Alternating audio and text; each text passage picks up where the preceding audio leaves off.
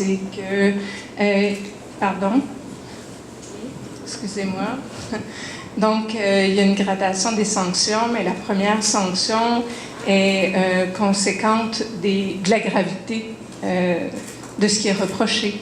Donc, pour répondre à votre question, je ne pense pas que la première sanction soit forcément simplement un avertissement verbal. Ça dépend de la gravité de ce qui est reproché. Je comprends. Je sais en même temps que dans la communauté noire, on a des antécédents douloureux, par exemple de l'affaire Gossette, de Yvine Gossette, où il y avait une première plainte avant d'en arriver à l'incident fatal qui a causé la mort d'un homme. Et je pense que c'est à cause de ça que souvent les gens se demandent qu'est-ce qui équivaut à ça, et je pense qu'il faut être sensible à cette préoccupation. Je vais juste dire que vous n'avez pas répondu à la question. L'autre question, excusez. Est-ce que les plaintes sont publiées? Est-ce qu'on peut voir s'il y a des plaintes contre certaines personnes qui travaillent pour la ville? Je ne crois pas qu'elles sont publiées, mais on pourrait revenir avec cette réponse-là. D'accord. On va vous Alors, ça pourrait être sur délai. le site de l'ECPM. Quand une question, il n'y a pas la réponse, ben, vous l'aurez.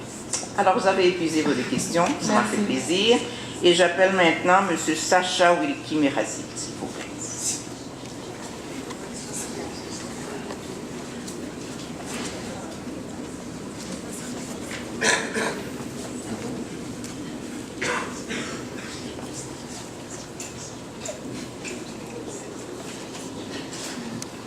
Bonsoir. Bonsoir. Bon, ce soir le micro fonctionne. Parfait. Donc j'avais plusieurs questions, mais je vais prendre 2 questions à la pige, parce qu'elles sont toutes autant pertinentes, voyez-vous. Donc, dans la vie, vous savez qu'il n'y a pas meilleure personne qu'une personne qui travaille dans une boulangerie, un pâtissier, pour faire un gâteau.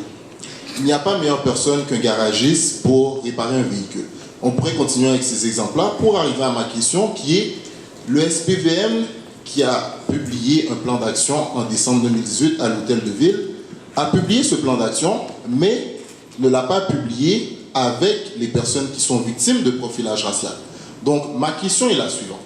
Le SPVM a-t-il l'intention, à l'avenir, d'inclure les personnes qui sont victimes de profilage racial et social afin de trouver les solutions nécessaires? Parce que le fait d'avoir des personnes hautement qualifiées, oui, mais qui sont homogènes, qui n'ont peut-être pas déjà eu de situations semblables.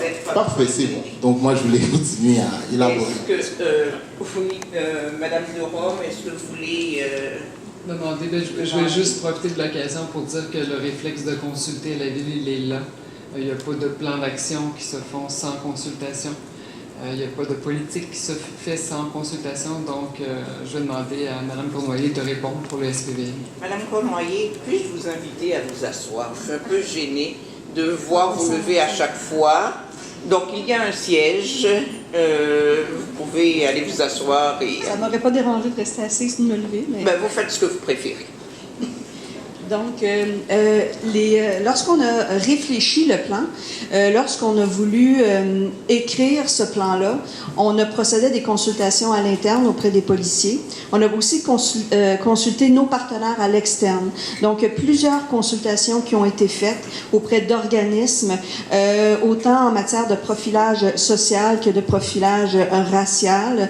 Et soyez assurés que cette importance-là de voir le volet des personnes qui l'ont vécu, qui l'ont ressenti est important. Puis le plan, c'est pour, dans le fond, les policiers pour prévenir ce comportement-là, pour le faire cesser, pour plus qu'il y en ait. Parce que notre objectif, c'est qu'il n'y ait aucun comportement de profilage racial et social au SPVM. C'est notre objectif. Donc, c'est pour ça que ce plan-là existe, c'est pour ça qu'on a fait des consultations et c'est pour ça qu'on en est venu à un plan pour prévenir ces comportements-là. Je vous vois chercher dans votre liste, M. Merazil. Donc, c'est que vous êtes satisfait de la réponse et vous passez à la deuxième question. Je ne suis pas satisfait de la réponse, mais je vais quand même aller à la deuxième, oui. Parce que, de ce que j'ai cru comprendre de Mme Cournoyer, c'est bien ça votre nom? Oui, donc Mme Cournoyer a dit qu'elle a consulté des policiers, mais ce sont ces mêmes policiers-là qui profile les personnes qui sont victimes de Ce n'est pas profilage tout à racial. fait la réponse, mais on passe à la deuxième question. Excellent, parfait. Ok, quel message? Oui, parfait. Étant donné que... Ok. Étant donné que le service de police de la ville de Montréal a publié un énième plan d'action pour la lutte au profilage racial, pourquoi ne pas instaurer un quota représentatif de la population au sein des hauts fonctionnaires du SPVM pour montrer que la ville fait une véritable lutte contre le profilage racial? Alors, j'invite Madame de Rome. Madame de Rome. Je peux commencer à vous répondre qu'il y a eu quand même cette question-là de poser hier et Madame Lapointe a vraiment mentionné que le bassin est très restreint au niveau de ce qui sort comme policier à l'École nationale de Nicolet. Je ne suis pas très bonne dans les instituts. Et ça, c'est un frein majeur, dans le fond. Fait que dans le fond, la ville va devoir influencer et aller porter ce message-là plus haut et fort pour dire, dans le fond, on a besoin de recruter à la base, on a besoin d'améliorer ce recrutement-là qui se fait pour l'école des policiers. Je ne sais pas, Mme Cournoyer, si vous voulez ajouter quelque chose, ou Mme Lapointe.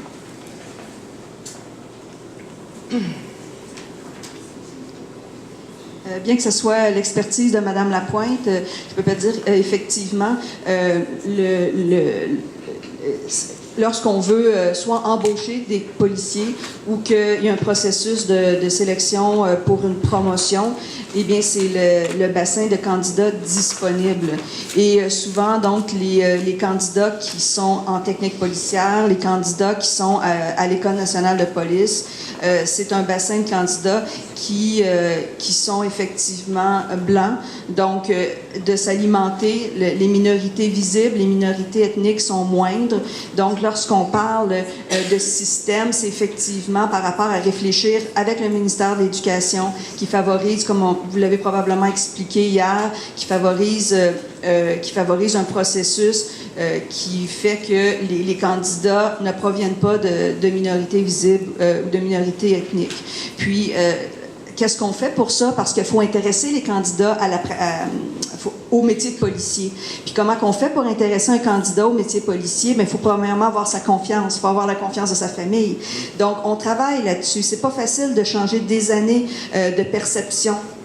C'est pas facile, excusez, je ne vais pas être devant les... C'est pas facile de changer des années de perception. Donc, on sait que lorsque on veut avoir des candidats en technique policière, ben c'est un travail qui doit être fait sur le terrain. C'est pour ça qu'on est dans les écoles secondaires. C'est pour ça qu'on est dans des activités que vous nommez culturelles, socioculturelles, parce qu'on veut augmenter la passion du métier de policier auprès des communautés, mais c'est un travail qui prend des années. Mais... Vous aviez droit à deux questions, non, je sais, mais je vais simplement dire qu'il y a un lien qu'on voudrait souligner. Je pense que vous avez évoqué, Madame Cournoyer, entre l'image de la police, le profilage tel qu'il est vécu par des jeunes et l'attrait, le pouvoir d'attraction de la police. Donc je pense que si on parle de systémique, il faut voir le lien qu'il y a entre, je veux dire, quand on parle de non-attractivité en amont, cela participe aussi de la non-attractivité si on a l'impression d'aller chez ceux qui nous poursuivent. Donc, est-ce que c'est un genre de chose qui est pris en considération? Un lien entre le profilage, ceux qui luttent contre le profilage, plutôt que de travailler en silo? Ceux qui luttent contre le profilage et ceux qui veulent embaucher, est-ce qu'il y a un lien qui se fait? Bien, il y a un travail qui est fait, comme par exemple avec notre unité, la section de la prévention et de la sécurité urbaine, et comme par exemple la section des ressources humaines du service de police. Donc, c'est de savoir effectivement que dans certaines communautés, il faut être présent lors des activités sociales, il faut avoir un kiosque, il faut démystifier le travail policier, puis il faut voir le policier comme quelqu'un qui n'est pas seulement répressif, mais qui est aussi quelqu'un qui est là pour protéger, qui est là pour servir. Et ça, c'est au quotidien, chacun des policiers qui revêtissent l'uniforme chaque matin, qui vont être capables d'avoir un impact sur la communauté. Vous savez, il y a plusieurs appels par année au service de police. Donc, il y a 1,4 million d'appels, 1,7 million d'appels au 911. Il y en a plus de 500 000 au service de police. Et la très grande majorité de ces appels-là, ce sont des appels qui sont faits dans les règles de l'art du côté éthique. Par contre, effectivement, il y a des appels qui peuvent teinter la perception des jeunes, qui peuvent influencer. Il y a des événements, il y a des incidents, effectivement, où qu'on est moins fier de ça. Puis c'est pour ça que le plan existe, c'est pour ça qu'on est encore là aujourd'hui puis qu'on en parle. C'est pour que ces événements-là n'arrivent plus. Donc, on est conscient de ça, puis je pense que c'est au quotidien, chacun des policiers qui revêtissent l'uniforme, qui vont vers un jeune, comme la dame qui était là...